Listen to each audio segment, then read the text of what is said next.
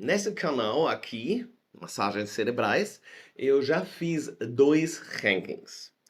Um era com os físicos mais legais, na minha opinião, de todos os tempos. E o outro era com os paradoxos da física mais legais de todos os tempos. E agora eu decidi que eu vou fazer um outro ranking. Eu vou fazer esse ranking em 10 episódios, começando hoje, com as 10 equações mais maneiras da física. Claro que quem decide o que significa maneiro sou eu e só eu, e ninguém pode mudar isso. Também, quem decide o que é uma equação sou eu. Porque vocês vão ver que dentro desse ranking tem algumas equações bem nítidas, tipo, onde que é transferido exatamente uma ideia fantástica. Mas vocês também vão ter uns casos onde eu não tenho uma equação, mas um modelo, e desse modelo seguem várias equações, e todas essas equações são legais, mas o modelo em si é legal tanto no início do modelo como as consequências do modelo. Isso é o caso hoje, porque hoje eu vou apresentar para vocês o modelo de Drude, que é diretamente da minha área da física da matéria condensada, e eu considero o modelo de Drude a 10ª mais legal equação de todos os tempos. E aqui vocês conseguem ver uma das consequências do modelo de Drude, e isso é a condutividade de Drude e aqui a resistividade de Drude. Resistividade e condutividade são coisas diferentes, mas um é só o valor recíproco do outro. Então, quando você conhece um, você também conhece o outro. Mas essas equações aqui definem, dentro do modelo de Drude, o que determina qual bem é o material para conduzir corrente elétrica. E por que isso é tão legal? E por que esse modelo é tão poderoso até hoje? E por que o desenvolvimento foi tão genial? Isso vocês aprendem hoje e com isso eu digo bem-vindo a Massagens Cerebrais.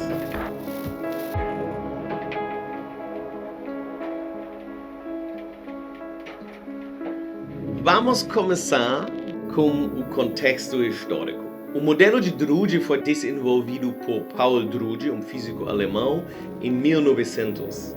Mas claro, como todos os modelos de física, tem uma história atrás. E a história do modelo de Drude começa com o matemático e físico alemão Georg Simon Ohm. Georg Simon Ohm, no início do século XIX, descreveu a conexão de um circuito elétrico ou de um material ou qualquer outra coisa entre a tensão que você aplica e a corrente que passa nesse material. O que é tensão? Quando você pega um pouco de pelo de gato e você faz assim, muito, você perde elétrons, e se você agora toca um condutor, você vai levar um choque elétrico pequeno. Isso é porque a sua tensão é uma tensão diferente do que a tensão do corpo que você tocou, e isso dá um pequeno choque elétrico. Nesse segundo, quando você leva esse choque elétrico, isso é uma consequência do fato, como a gente sabe hoje em dia, que você perdeu elétrons. E agora a densidade de elétrons do seu corpo é diferente do que do corpo que você toca. E para compensar para isso, agora uns elétrons vão andar do corpo para você, ou vice-versa. E isso é corrente. Corrente são cargas em andamento. Mas Paul Drude não sabia disso, e com certeza Georg Simon Ohm não sabia disso. Mas o que Georg Simon Ohm conseguiu descrever bem é que quando você olha para a tensão que você aplica e a corrente que anda entre esses dois corpos, a razão entre esses dois é uma constante. E essa constante a gente chama de resistência elétrica. Então, vocês conseguem ver o U, isso aqui seria a voltagem, a tensão entre os dois polos. I seria a corrente e R agora seria uma constante. Significa, se você dobra a voltagem, a corrente também vai dobrar. Porque R tem que ser sempre o mesmo número. Isso é conhecido como a lei de Ohm. Quando um circuito, um material, não satisfaz a lei de Ohm, quando R não é constante, a gente diz que o material é não ôhmico. Então, vocês conseguem ver como a lei de Ohm é muito fundamental. E nós físicos usamos esse nome de Ohm para tudo que tem a ver com essa lei. Então, isso é uma lei grande e um monte de vocês devem conhecer essa lei. Eu sei que pelo menos tem um engenheiro seguindo esse canal, então ele também vai, obviamente, conhecer a lei de Ohm. Mas a origem da lei de Ohm, por que isso aqui é uma constante? Ninguém sabia. Porque ninguém sabia o que realmente é corrente. As pessoas não souberam o que são cargas. Vocês têm que entender que nós somos feitos de átomos, e átomos são feitos de elétrons e de núcleos. E são esses elétrons em volta dos núcleos que têm uma carga. E quando você perde elétrons, isso significa que a sua carga agora é menor ou maior, dependendo do sinal que você bota. Então, as pessoas não souberam que tem átomos e não souberam que são elétrons, mas da física estatística já tinha muitas indicações que átomos são uma coisa real, mas elétrons nem tanto. Até J.J. Thomson, dos físicos experimentais mais importantes da sua época, em 1899 descobriu o elétron. Agora, se foi em 1899, um pouco antes, um pouco depois, é difícil dizer porque era uma série de experimentos e ele basicamente, passo a passo, entendeu o que ele estava medindo dos raios de cátodos que ele estudou. Em algum momento, isso foi num artigo em 1899, ele tinha certeza que ele descobriu agora essa partícula, e isso a gente hoje em dia chama de elétron. Isso agora foi o que deu a ideia para o Paul Drude, um ano depois, para escrever um artigo em qual ele sugeriu que são esses elétrons que criam a corrente elétrica. E provavelmente uma parte dos átomos que compõem tudo são esses elétrons, e em certos materiais esses elétrons podem passar. Isso são os materiais que a gente chama de metais. Em outros eles não podem passar. Isso são os materiais que a gente chama isolantes. E ele começou a desenvolver um modelo na base disso. Então vamos começar agora a estudar um pouquinho o que ele realmente fez. Essa equação aqui provavelmente vai fazer as pessoas levar um susto, mas não precisa. O que tem escrito aqui é basicamente a segunda lei de Newton para aquelas pessoas que sabem um pouco de física. A derivada em termos do tempo do momento. P é o momento, e T minúsculo é o tempo, e D sobre dt, isso é a derivada do momento. E se você não muda a massa do seu corpo, a derivada em termos do tempo do momento é simplesmente a força, né? E a segunda lei de Newton, que é da mecânica, define a força. O que vocês podem ver aqui são simplesmente as forças que elétrons dentro de um material devem sentir. Uma é a força de Coulomb, Q é a carga do elétron, e E seria o campo elétrico, que é basicamente a tensão. O segundo termo seria a força de Lorentz, que ele também incluiu no seu modelo, mas a gente não vai discutir essa parte. A gente vai agir como essa parte força zero, porque eu quero fazer um outro ponto aqui. E agora ele falou, então, provavelmente a tensão vai acelerar os elétrons. Obviamente isso está certo.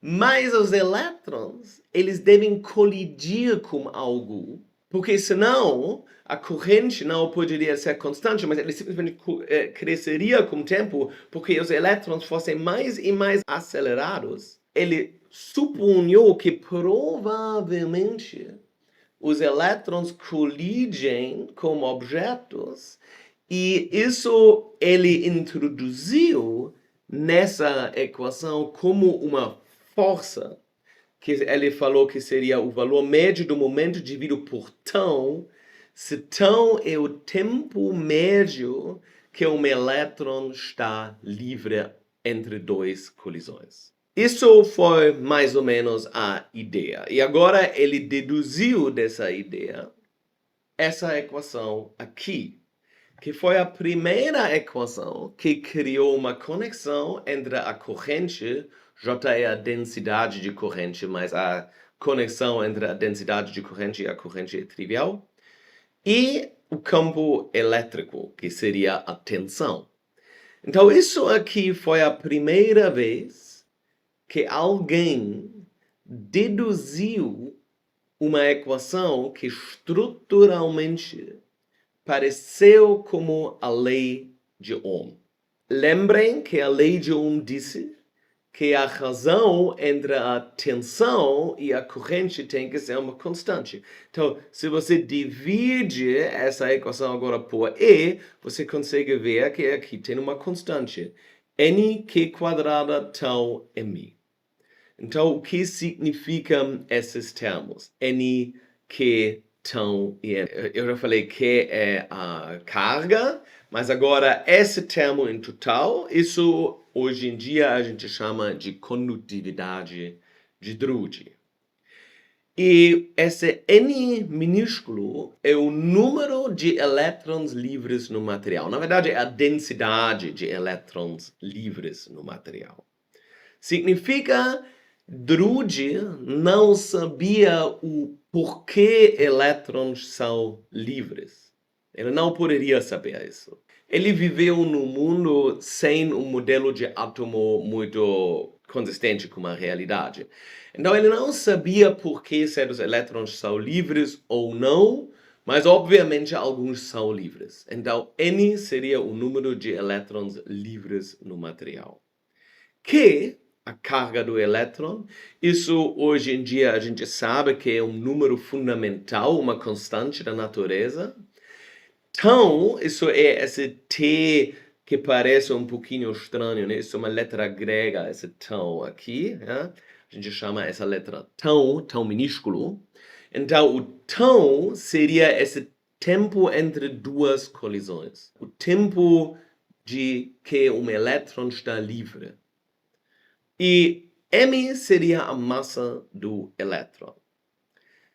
Da perspectiva de Drude, em 1900, a carga e a massa do elétron não eram conhecidas. O que era conhecida era a razão entre os dois. Isso o J.J. Thomson conseguiu medir. Mas ele não conseguiu medir só a carga ou só a massa. Isso significa que essa equação agora tinha três desconhecidas.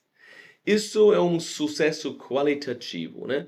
Óbvio que na física a gente quer quantificar as coisas. Se o seu modelo dá a mesma estrutura, mas não dá os números certos, isso não é um modelo muito bom. Você quer que o seu modelo saia com os números certos. Se você está 6 ordens de magnitude fora, você sabe que o seu modelo não descreve o que você está observando. Mas então, ele tinha uma equação com três desconhecidas, ele não conseguiu verificar o que ele fez como experimento, porque ainda não foi possível determinar essas outras grandezas. O ponto é, tinha desconhecidas e por isso ele não conseguiu chegar em conclusões completas, mas qualitativamente Drude foi o primeiro para mostrar como de considerações fundamentais você consegue deduzir a lei de Ohm. Mas ele não sabia como exatamente isso funcionaria. E agora a gente vai para a herança desse modelo e o impacto histórico. Uma ideia que ele tinha foi que provavelmente os elétrons colidem com os núcleos. Mas se você compara isso com medidas, você repara que o número de elétrons é muito, muito menos do que o esperado. E, no mesmo tempo, o tempo de colisão é muito maior do que esperado. O que significa isso? Quando eu digo que o número de elétrons que participam no transporte era muito menor do que o esperado, isso é porque Drude já conheceu química, obviamente, e ele sabia de eletronegatividade, vamos dizer, o que é um conceito importante na química. E disso daria para deduzir quando os elétrons realmente participam no transporte. Mas o número total de elétrons era muito menor do que isso. E isso é uma manifestação direta do princípio de Pauli, que foi descoberta depois, que é algo sobre como elétrons se comportam. Elétrons têm um jeito como eles se comportam em grupos que é muito específico, que também vai reaparecer nessa lista, nesse ranking de equações. E então, essa lei de Fermi, na verdade, o canto de Fermi, isso é como nós físicos chamamos isso, um efeito fundamentalmente quântico, já dá para deduzir dos resultados do Drude. Além disso, o fato que o tempo de colisão é muito maior do que o esperado, isso tem a ver com o fato que os elétrons se comportam como ondas. Então, na ideia de Drude, os elétrons devem colidir provavelmente com os átomos.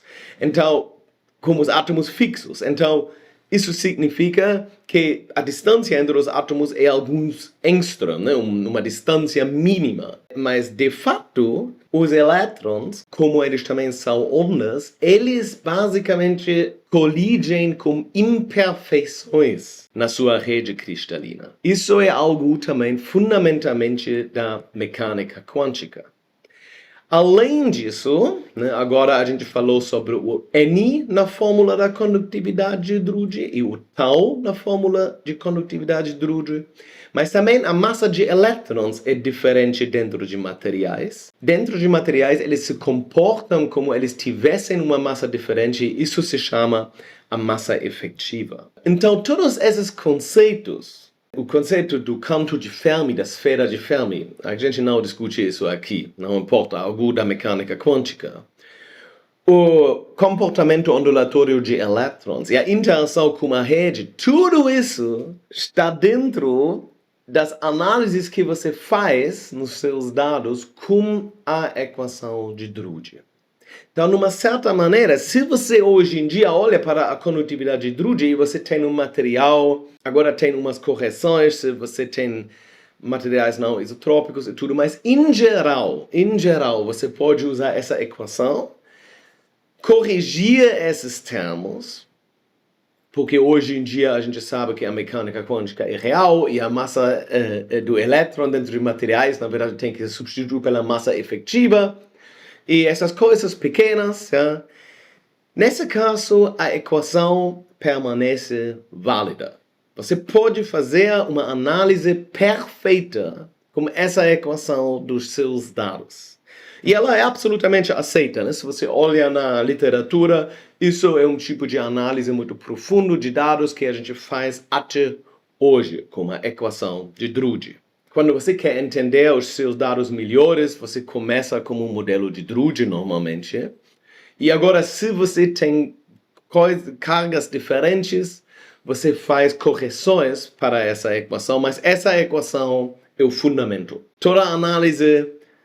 Agora alguém pode dizer, não, mas a equação de Drude não é o fundamento porque Navier-Stokes, por exemplo. Mas isso obviamente não é verdade. Navier-Stokes refere a outros efeitos do que equação de Drúgia. Só para fazer esse comentário, Navier-Stokes vai também aparecer nessa lista aqui, e talvez eu vou explicar por que os dois só se adicionam e não tem nenhuma contradição aqui ou alguma coisa. Tá bom, então é isso. E se você gostou desse vídeo, você ficou aqui até o fim, isso eu adoro. Se você reparou que eu mudei a minha camisa no meio caminho, eu sei isso foi porque eu tinha um problema técnico, eu tinha que regravar o vídeo. Tá bom, então por favor assina no meu canal se você gosta de física. Volta para esse canal sempre e com isso eu digo até a próxima.